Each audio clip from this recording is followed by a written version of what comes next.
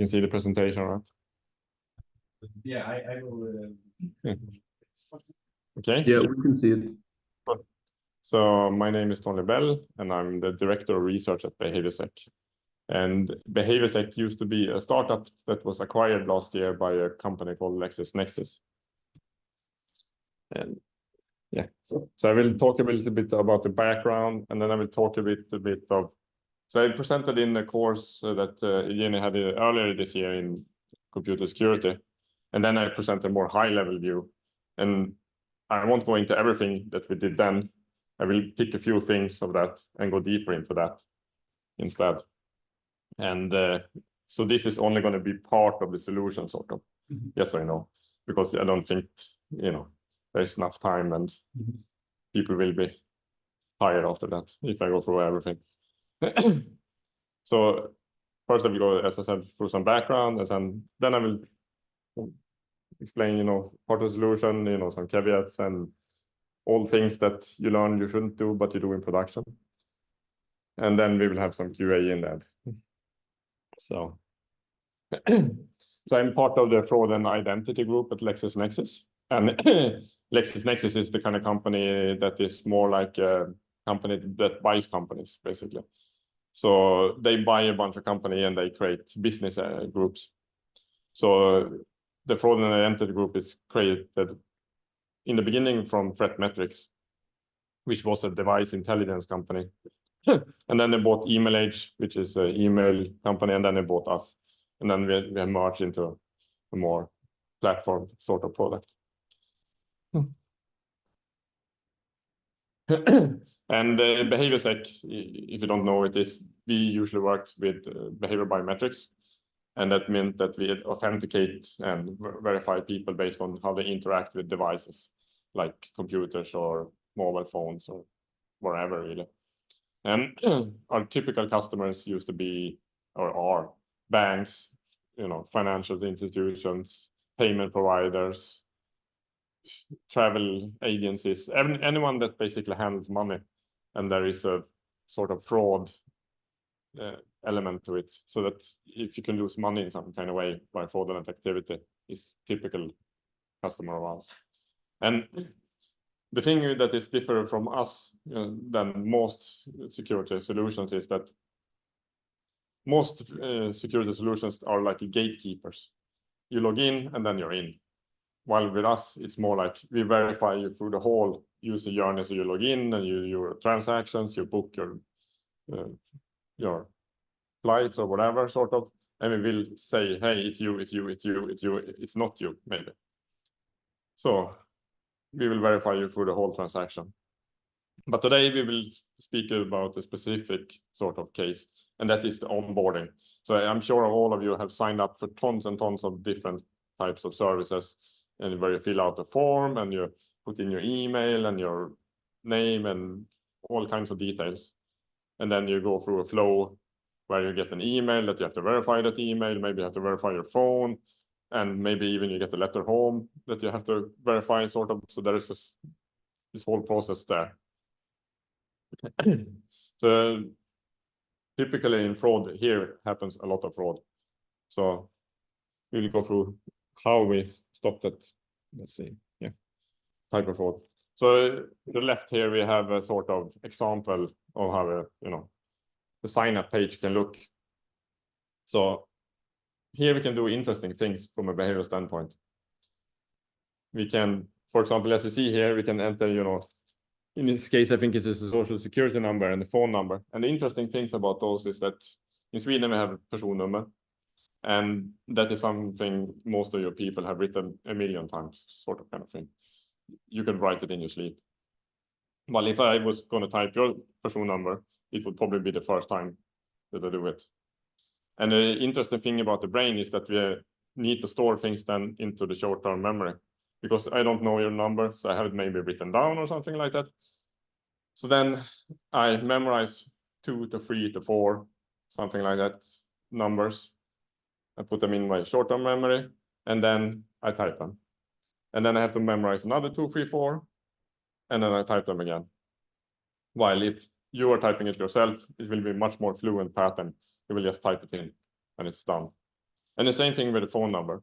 So I have, you know, typed my own phone number as million times as well, and I can type it. But if you want to type my phone number, you will probably have to memorize it and type it. So utilizing this, we can distinguish between fraudulent users that are typing it the first time and, you know, non-fraudulent users that have typed it a million times. Just on those type of fields. Another thing we can look at is the email patterns. So a typical thing that fraudsters do is that they generate a lot of emails when they are, because they are going to create maybe 100 accounts on this. And the thing is, they want to create a Gmail account or Hotmail account or some big email that is not going to get blocked. And those kind of emails, lots of the, you know, normal name, you know, first name, last name at gmail.com, you can never get that. So they're going to generate random emails with random characters. But the interesting thing here is that if you're going to type a random thing, you sort of have to learn it, the typing pattern of it. And it takes a while. So if you have generated 100 emails and you're typing them the first or even the 20th time, you will have sort of a harder time to type it. So what we can do here is we can basically estimate how many times you have typed it. And we do that by looking at something called, and I guess we should have had more graphs there, but if I'm going to type an E and then a 5, that is going to have sort of higher resistance. This is, I'm touch typing on the keyboard, than the E and the I, because I have to move the fingers and my hand more to do that. So that takes longer time. But if I'm, you know, used to typing, you know, this type of pattern, I have, for some reason, I have a random email and it's my, you know, normal email. Then I'm going to be more, you know, fluent typing it. And that's what we can see here in this graph over here. So the interesting things are, you know, most things are going to be sort of the same here.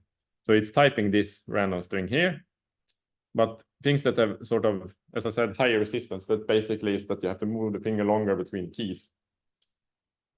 So when I'm pushing like 5 and shift and R, the blue one, it's going to start out taking much more longer time, but over time, this is going to, you know, normalize to like 400 milliseconds, but they start out around 1.2 milliseconds.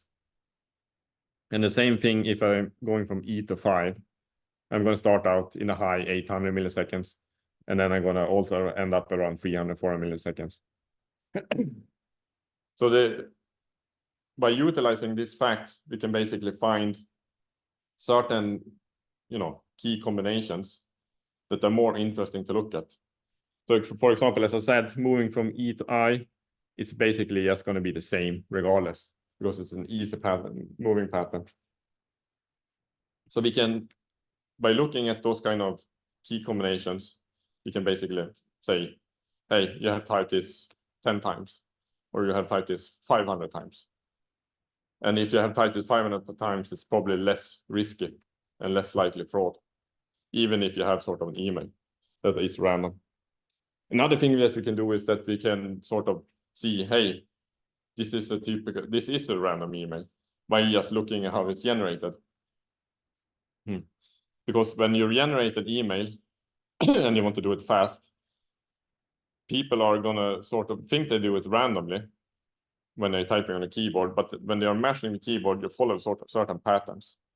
So you move, you know, the out-in patterns like here. So you're moving from, you know, in this, like, you know, ASDF, typical, you know, random, but it's because it's how it is on the keyboard, it's not going to be, you know, unique and random in that way. It's more like pseudo-random. So just by looking at what type of email, you can find out that, you know, hey, this has been, you know, no effort making this email. And that is also going to be more risky. Yeah. And then we can look at other things. So a typical fraud pattern when signing up is that they have sort of a list of, you know, 100 accounts that they stolen, or I mean, details for 100 accounts. And just looking at simple things like you're tabbing out of the browser and you're tabbing back in and you're copy pasting into a field, it's going to be super risky. Especially in certain fields, like for certain fields, it's not going to be risky. Like if you're going to do an international transfer and you're typing in an IBAN number. So most people here have no idea what IBAN number they have. They may know their account number, unlikely as well. But there you have the opposite signal instead. A fraudster might know their IBAN number and might actually type it instead of copy pasting it. So those kind of signals, but you have to put that into a context then on what you're doing. So you have to sort of adapt it a little bit to the use case. Another thing, like say you're signing up for a loan. If you have no intention of paying it back because you're a fraudster and you're using someone else's identity, you don't care about the interest rate. You just want to go through the flow as fast as possible because you're going to sign up another 100 accounts. So you want to be as efficient as possible. But if you actually want to sign up for your own loan, you probably care about the interest rate because it's going to affect your own, personal economy. And so the typical thing is that the fraudster just skips that or leaves it at default value, while non-fraudster user will probably go and look and figure out what is best for me and spend more time on such context. Yeah. Another typical thing is that fraudster tends to be power users of a sign-up page. And basically what I mean with that is that they have signed up so many times on this page that they start to become more efficient going through it. So they will have prepared everything and it's going to be in order. And while, for example, if you're filling something out, you're typing in, of course, your name and last name, etc. It's probably going to be quite fluent. But then you need some details that you need to fill in. You have to go and look it up. And that's going to take some time, while the fraudster will probably just go through it very, very fast because they want to be efficient. So by, for example, measuring things like you're clicking on the field and when you're starting typing, that delta between that, you're focusing the field and you're starting typing can be a very distinct signal when identifying a user to be fraudulent or not. Another typical thing is that normal users contra fraudulent users tend to use more key combinations like shift page down, more keyboard contra mouse, because you can optimize that pattern much more. So you can basically classify a user as an advanced user or a normal user. And advanced users tend to be a little bit more risky than normal users. So it's on in itself, it can probably not say that this is going to be a fraudster, but it can add up with the other things that you do. So here's the typical fraudster pattern. It's someone in Sri Lanka signing up for, I think, Netflix. And the interesting thing is that they do the same thing over and over and over again. So their pattern basically is they go to the page, they fill in the details, they switch to a new VPN, they go to the page, fill in the details. And the interesting thing here is that when you're looking at, because they all come in a very fast fashion, so you get different VPNs and new same pattern, like how you're filling out the form. But also sometimes they miss to change the VPN. So maybe they fill out 2, 3 before changing the VPN, or they forget to turn on the VPN at all. So that's why we know they are in Sri Lanka.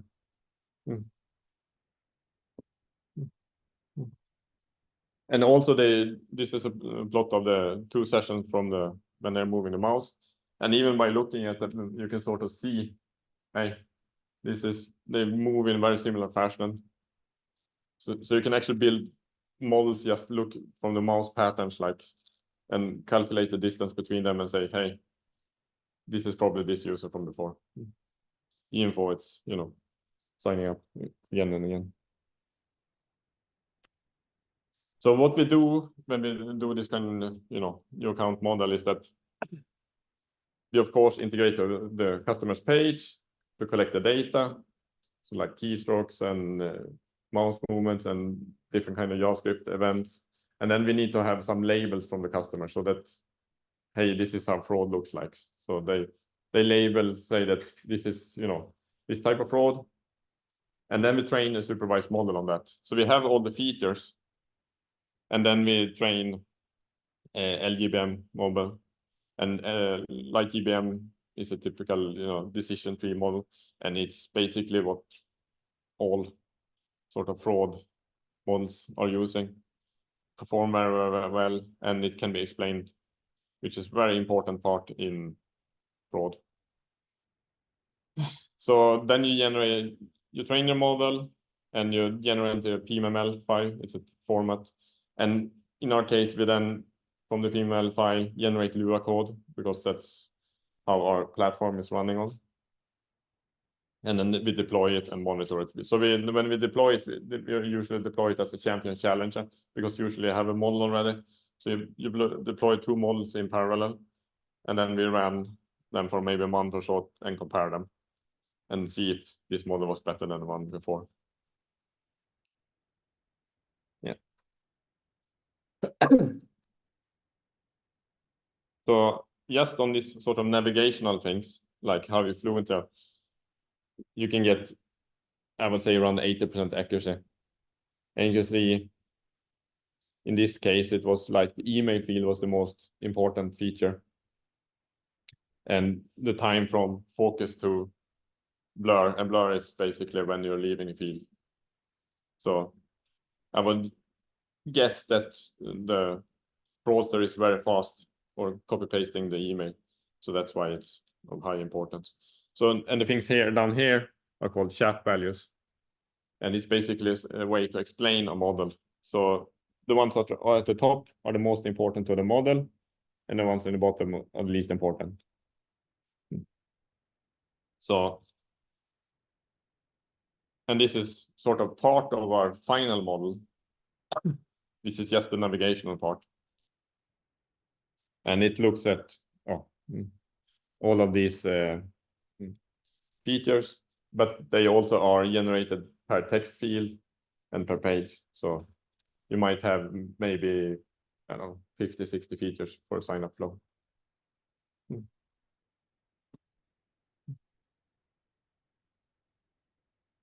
Another thing that we, of course, do, and that where the first company I talked about, ThreatMetrix, comes from, is that their big thing was basically device ID and build. So, and the whole thing here is that you have seen fraud before on this device, and now you see this device again. So it's probably going to be fraud. So that's the, you know,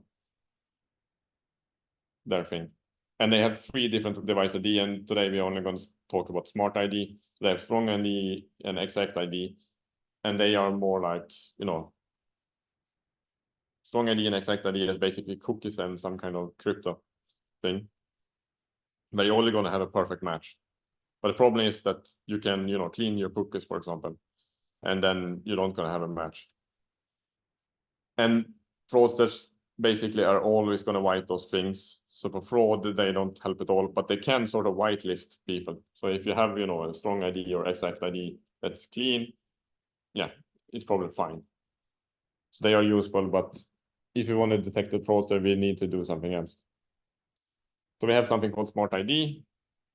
So we have going to have like a bunch of different attributes. We collect things like resolution, fonts, you know, all kinds of things. So sort of pseudo unique things that we feed into an algorithm called LSH, or locality sensitivity hashing. And the good thing about that is that from, I think they have like 8 billion devices or something like that, we can probably get a group of 30 to 100 sort of candidates that we can detect. So we have, you know, a bunch of attributes. We put them through LSH, and then we get potential 30 to 100 that we then use the post-scoring algorithm to pick out the one sort of matching device. Yeah. And LSH is basically sort of fuzzy hash. So you hash a bunch of things. And so you have, you know, if you have a bunch of attributes, you have a bunch of hashes, and you put them in different buckets. And for example, here, you see that you want to check T1 against the T2, 3, T3, and T4. So you will have a bunch of buckets that you put in, but you only have common buckets with T3 and T4. So then you're only going to put those in the post scoring algorithm. So you can immediately discard T2. And then normally you have, you know, a billion sort of devices. And this works decently well. But the problem here is that on desktop, I would say, yeah, you see, it's around 90% accurate. But on mobile, it's where the problem is, because we have much less things to hash. So we get into a sort of overlinking problem where we need to basically we get too many candidates in the end.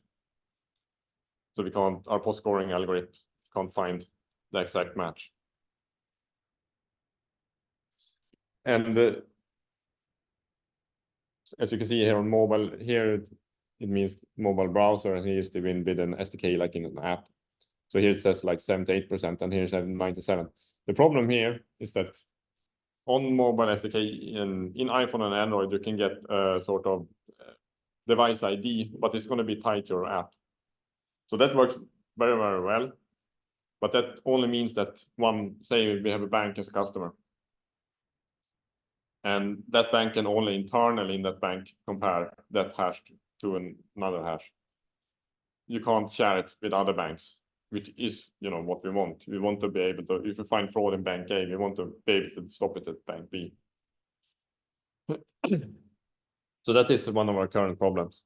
And it's one of the research areas that I'm working on right now.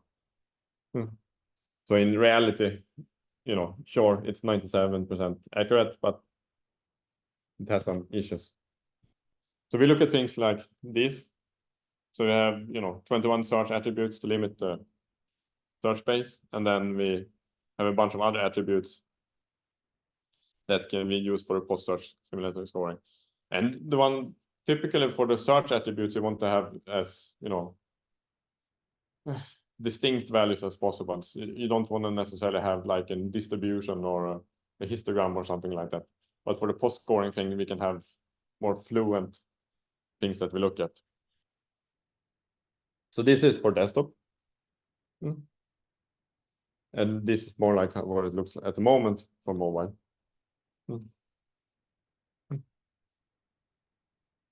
So as I said, you know, we want to be able to share them. So we need to have more and better things to look at. So one of the things that I'm researching at the moment in my team is that we have a bunch of motion sensors in our phone. And the interesting thing about the motion sensors is that they have a sort of yield rate when they are manufactured. And that means that they have all sort of unique-ish error rate. So if you have the same motion on a gyroscope, for example, on two phones, they're not going to be exactly the same. The problem here is, of course, because you need to know the exact motion to be able to calculate the error rate, which is what we want because it's the unique part. We need to put the phone through a controlled sort of experiment, like either you put it on your desk, for example, that's a controlled experiment, but it's not necessarily useful. But the interesting thing is that you can play a sound on the loudspeaker on your phone, and you can get the resonance effect in the phone. And the other interesting thing here is that the sound you're playing is going to be so high frequency-wise, so you can't hear it. So basically, you play a sound, you can't hear it, and you get the resonance effect. And because you know what frequency you're playing, you can deduct sort of the motion that you're expecting and get the error rate of the phone. I should say that's really scary. That's an exact signature, which can identify. It's not going to be exact signature. Well, not exact, but yeah. Yeah. Google does this thing to us all the time. I don't know. I mean, Google in themselves, you know, in Android at least, they have X. They can get like the Yeah, of course. They can get the hardware Yeah. ID of the CPU or Yeah, something. okay. Yeah. No, but then, Yeah. I think it's super interesting. Yeah. Never thought about it. Yeah. So that's one of the things we do, or I'm working on at the moment. And the other thing you can do is that you have this magnetometer. So it's basically like a compass in your phone. And the interesting thing is that it correlates with the CPU. So here I plotted some, if using like Facebook Messenger, and you can see the CPU and magnetometer data correlate sort of almost exactly. And then you can basically utilizing the same thing here. Well, you expect this pattern, you deduct that, and you get error, and you have the same sort of identifier here. And we are not going to use Facebook, or we are probably going to do some hashing or something in a controlled amount of cycles, so that we know exactly what we're getting.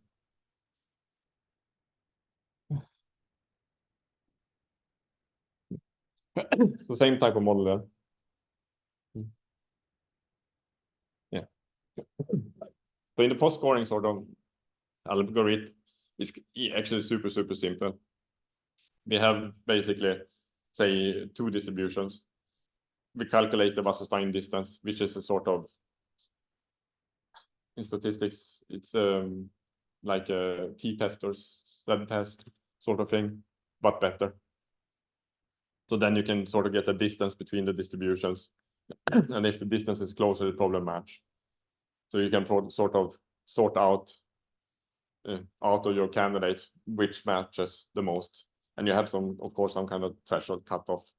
And if you don't meet it, it's probably a new device, and you create a new device ID for it. Yeah. So in the end, we have much more models than this, and we have like a bunch of models under us, and then we create, on top of that, we create a light TBM model again that takes in all of those things into account, and then we can, say with, I think at the moment when I was looking before I got there, it was around 99.8% accurate in detecting fraud when you're signing up for things. Of course, one thing that should be noted here is that we rebuild these models probably every 3 months, because fraudsters change their MOs when you don't get the yield or return on investment on your fraud. And fraud is an industry. There are millions and millions of people working in doing fraudulent transactions. So if you're not getting any money in, you're going to change how you work. So these models only work for a certain amount of time. And that's probably because these models probably also overfit a lot. And that's fine. Overfitting is fine as long as it's useful. They learn a bunch of patterns, and they can just maybe identify those patterns, but they can't identify new patterns. And it's totally fine. And I had long discussions. So at LexisNexis, we have around 3,000 data scientists or something like, and they have a chief data scientist at the top, and I have had very wild discussions with our chief data scientist, because he is coming from academia, and he cares a lot about it should generalize and things like that. And I'm like, it's accurate, it catches all the fraud, it's fine. That's why this course is called Applied. Yeah. So it's not yeah, as long as you understand that there comes a time that you probably can't use this model anymore. So that's all I had today. So any questions?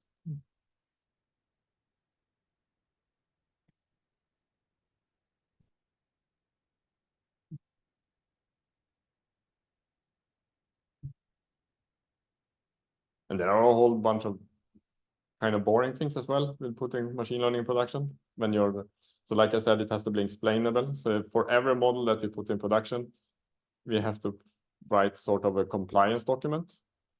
So as I said, there are a bunch of models under this, and then you have a model on top. And for all of those, you have to write this 30-page document explaining why this is not going to be, targeting, minorities or something like that. So now it's second must for all AI solutions. It's up this year. Yeah, I think there's there is a legislation act. Yeah, I saw that. On European level, all the AI producers have to comply. Yeah. So just a small warning, if you ever become a data scientist, unfortunately spend a lot of time on compliance. So. But then again, you know, you as a customer has the right to know why you were denied service, for example. So that's why they have you do all those things. Any other questions? Thoughts about, you know, want to know anything about fighting fraud or anything? So. Before we can mention that you still accept this master thesis. Yeah, if you want to do like a master thesis or you're looking for a job, etc., you're looking for people. So basically, behavior sake, so they use the whole spectrum of machine learning that we consider here. And Yeah. I think that was super interesting about this data.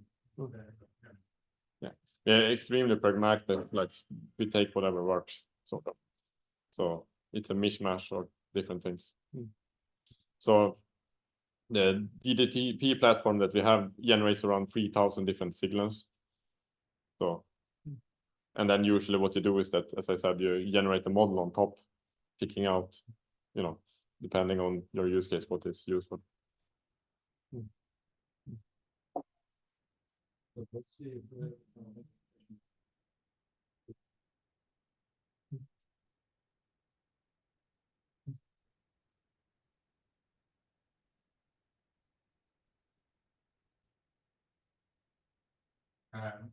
maybe well, people make their mind online. So a question regarding neural networks, like deep learning and stuff. So in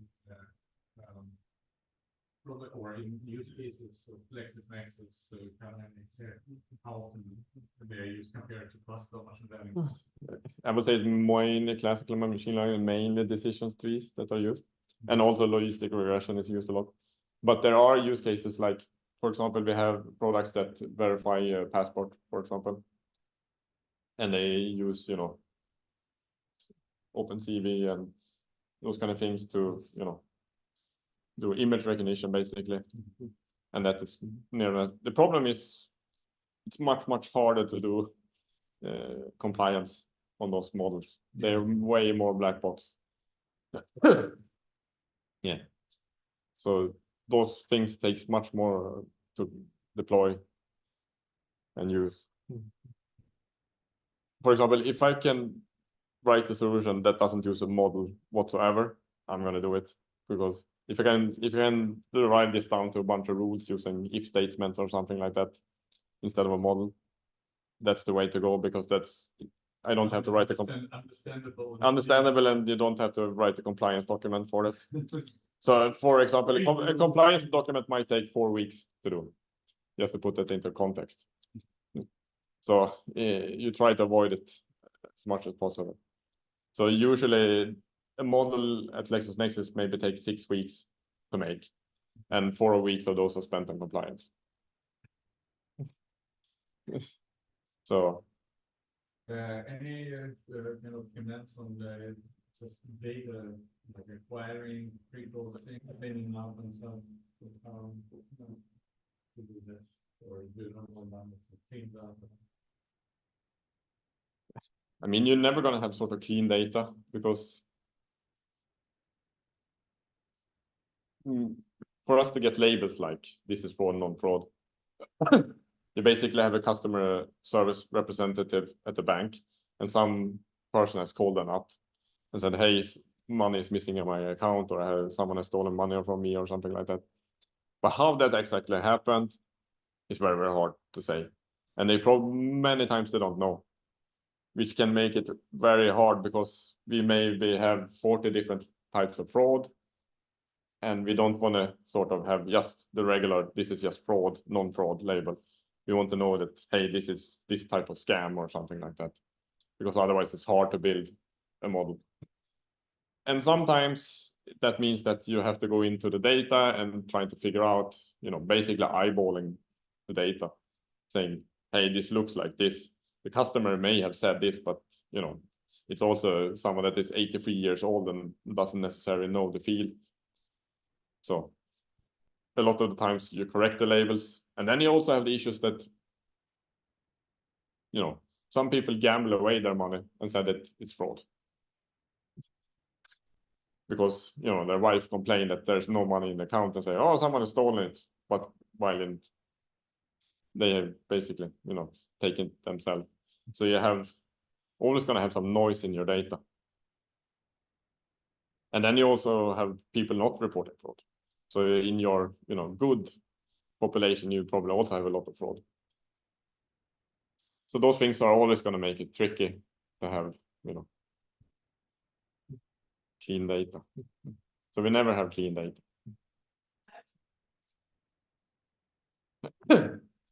I would say different types of social engineering scams. So things like that you read in newspapers, like it's typically very young people or very old people. So people that are new to the grown-up life and don't know how things work and who you can trust, etc., or people that are old and very trusty of institutions, etc., and they are super convenient when they call up people, and they have elaborate scams, and they so when you're frauded, for example, they will probably in a couple of weeks time try to do a refund scam on you as well. So like when after you have got the salary again, they call up and say, hey, we can help you get your money back, and you have to fill in this and this and this, and then they steal your money again. And when you once have been frauded, the fraudster between themselves sell you as a high value target because you're gullible, and so they have lists of people that get frauded over and over and over again. Yeah, and it can be huge amounts. I've seen frauds that have been like $30 million in one go. Yeah. And there was this in Sweden, for example, there was this known family, old lady had a billionaire, lost 250 million, something like that, Swedish crown, in this social engineering scam. So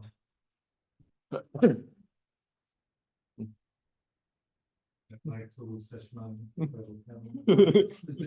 not because of like YouTubers and hackers that scam the back. oh yeah, sure. Yeah, scam baiters, definitely. Very interesting. Yeah.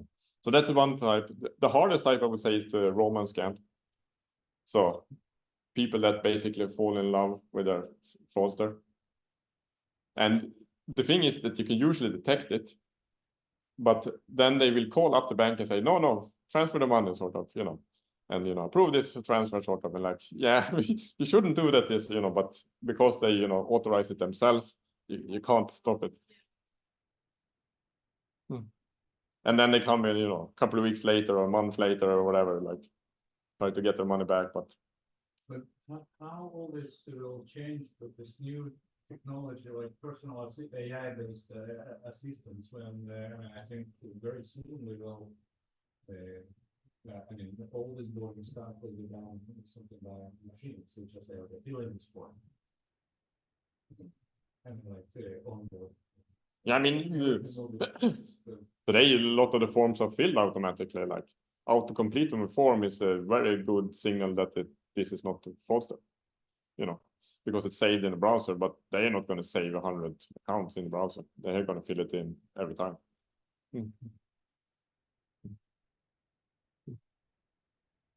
Any amounts on, say, large energy efficiency of such solutions, or really deployed? So I think the DTP platform costs around $8 million per year.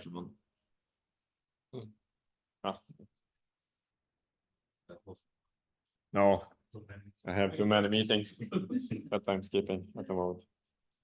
So Any more questions? Hmm.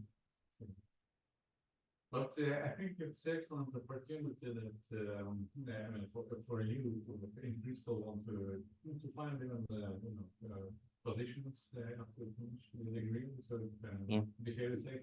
Yeah, Exist locally. And yeah, I mean, there's more than data science, there's engineering and tech writing and product management and product management and, all kind of things, so. All right, but then, thank you very much for coming, sharing your ideas with us. I hope it was interesting. Yeah, very interesting.